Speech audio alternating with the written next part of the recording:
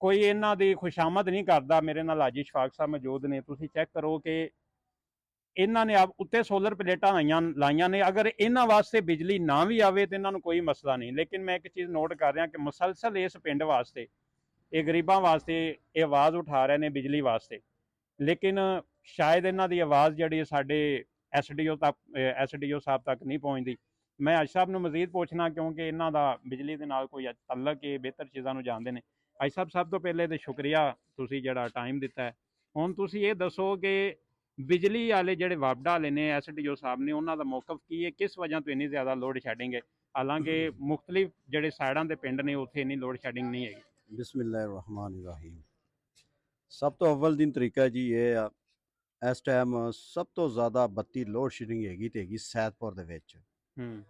इस टाइम सैदपुर दे विच सब तो ज़्यादा वोट क्रैश हुंदा ते सैदपुर च हुंदा है। सैदपुर ऐसा होया पिया पिंड, ये बिल्कुल लावारस होया पिया। ना इत्थे कोई चौरी काम करदा, ना कोई जिन्ने भी चौरी सरदार जो भी पिंड दे कोई काम नहीं करदे।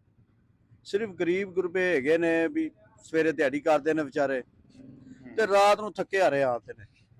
जो थके हारे आते ने माशाअल्लाह अगों साडी सैदपुर दी बत्ती नहीं आउंदी। सैदपुर दी बत्ती साडी ये आ एक बारी चली गई है, इहदा कोई पता नहीं आमनी 4 घंटे बाद 5 घंटे बाद आनी। ये मुकम्मल फीडर चो बंद नहीं होंदी। ये माली वाले कोर्ट तो पेट्रोल पंप हैगा, उतों डी लैंदियां ने। डीआं ला के बैठ जान क्यों एक राजोवाल सिकंदरपुर सैदपुर लावारसां दा पिंड है। ਇਹ ਲਾਵਾਰਸਾਂ ਦੇ ਐਵੇਂ ਕਿਉਂਕਿ ਇੱਥੋਂ ਤੇ ਕੋਈ ਚੌਧਰੀ ਮੋਦਬਾਰ ਕੋਈ ਇਹਨੂੰ ਪੁੱਛਣ ਦੱਸਣ ਵਾਲਾ ਨਹੀਂ ਹੈਗਾ। ਬਾਕੀ ਜਿਹੜੇ ਪਿੰਡਾਂ ਦੇ ਚੌਧਰੀ ਨੇ ਨਾ, ਉਹ ਆਪਦੇ ਪਿੰਡ ਦੀ ਕੇਅਰ ਕਰਦੇ ਨੇ। ਅੱਜ ਸਾਹਿਬ ਤੁਹਾਡਾ ਵਾਪਡਾ ਵਾਲਿਆਂ ਦੇ ਨਾਲ ਤਾਲੁਕ ਹੀ ਅੱਛਾ, ਤੁਹਾਡੇ ਵੱਲੋਂ ਬਿਜਲੀ ਆਵੇ ਨਾ ਆਵੇ ਤੁਹਾਨੂੰ ਜ਼ਾਤੀ ਤੌਰ ਤੇ ਮਸਲਾ ਨਹੀਂ ਹੈਗਾ। ਤੁਸੀਂ ਗ੍ਰੀਨ ਮੀਟਰ ਲਾਇਆ ਹੋਇਆ, ਤੁਸੀਂ ਸੋਲਰ ਪਲੇਟਾਂ ਲਾਈਆਂ ਨੇ। ਵਾਪਡਾ ਵਾਲਿਆਂ ਦਾ ਮੌਕਫ ਕੀ ਹੈ ਕਿ ਅਸੀਂ ਕਿਉਂ ਇੰਨੀ ਜ਼ਿਆਦਾ ਸੈਦਪੁਰ ਦੀ ਲੋਡ ਸ਼ੈਡਿੰਗ ਕਰਨੀ? ਵਾਪਡਿਆਂ ਦਾ ਮਕਸਦ ਭਾਈ ਇਹ ਹੈ ਜੀ, ਪਿੰਡ 'ਚ ਚੋਰੀ ਬਹੁਤ ਜ਼ਿਆਦਾ ਹੈ ਜੀ, ਬਿੱਲ ਨਹੀਂ ਤਾਰਦੇ। चोरी पिंड दी रोकन वास्ते गरीब गुरबा नहीं रोकनी, ये खुद वापडा वाले रोकनी। वेखो ना वापडा वाले आंदे ने, चोरी 2 मीटर फड़ लै, 3 फड़ लै, 4 फड़ लै, अखीर वो लै दे के छड़ देंदे ने। लो जी किसी को 10,000 ले लिया, किसी को 15,000 ले लिया, किसी को 20,000 ले लिया। इस तरह नहीं ना, इस तरह चलो वो छुट गए। उनदे च चोरी शामिल कौन है? सब तो वड्डा वापडा खुद चोर है।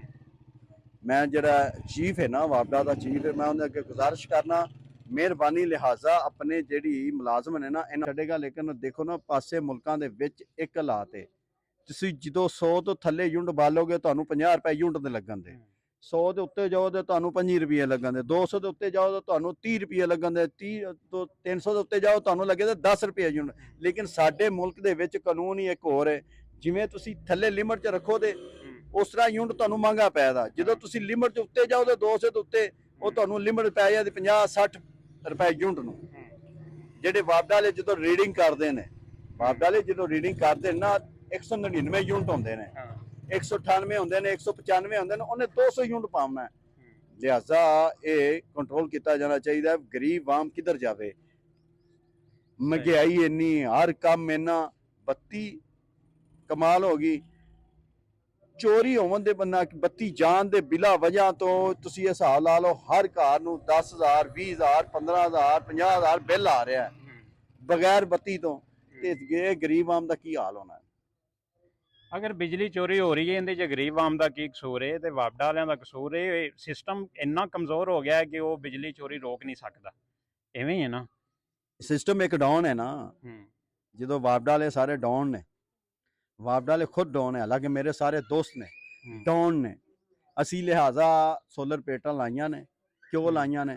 ये मजबूरी हुण लोग दाना पसावन तो काम करावन तो इन्ने लोग तंग हो गए, हद तो ज़्यादा नहीं बिल उतार सकते। असी नहीं बिल उतार सकते। असी अल्लाह ने दिता है, असी प्लेटां लाइया ने। अल्लाह दा लख लख शुक्र है। मेरे वालों भावें 10 दिन बत्ती ना आवे, मैनूं कोई टेंशन नहीं। जिहड़ी आ गरीब आम है